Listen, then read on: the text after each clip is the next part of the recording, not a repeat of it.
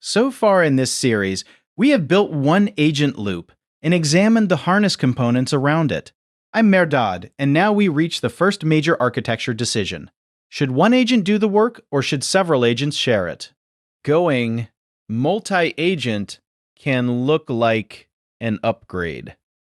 It is actually a trade with new capabilities, new costs, and new failure modes. When a task feels difficult, adding more agents can seem like the natural next step toward a more capable system. But splitting one agent into many does not automatically improve reasoning. It changes the architecture around that reasoning. Several loops may work in parallel, but they must exchange context, coordinate decisions, and combine results without losing important information. The useful question is whether this particular task can repay the coordination that parallel work requires. Going multi-agent is a trade, not an upgrade, and the two sides of that trade should remain visible. On the buy side, parallelism lets independent work happen at once, while specialization gives agents focused instructions and tools. On the pay side, we add coordination, token usage, latency, and a system that is harder to debug. More agents do not create a smarter version of the same system. They create a different system with a different bill. A single agent has one loop, one context, and one memory, even when it calls several tools along the way. The work remains in one place, making its sequence easier to follow and its failures easier to reproduce.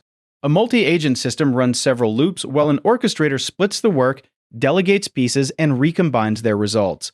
Agents coordinate through handoffs and shared state, so the connections between them become part of the design. These are the same building blocks from video 3, now running in several agents at once. Moving from one agent to many changes control flow, context sharing, and the failure surface at the same time. One loop becomes nested loops, so the harness must decide who runs, in what order, and when everything stops.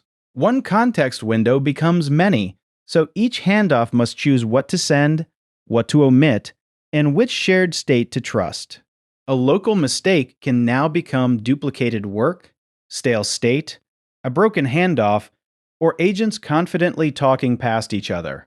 Many multi-agent failures begin at these coordination boundaries, not in the model's raw intelligence. Diagnose the boundary before blaming the model. What we buy is breadth. Parallel agents can explore independent threads while specialists apply tools and instructions designed for one role. What we pay is the machinery around that work: orchestration, handoffs, shared state, more tokens, more latency, and harder debugging. Anthropic's research system benefited from this design because breadth-first research can divide into independent searches and combine their findings afterward. The architecture matched the task.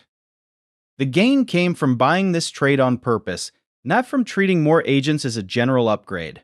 The token price is not a small operational detail, because a multi-agent run keeps several context windows active.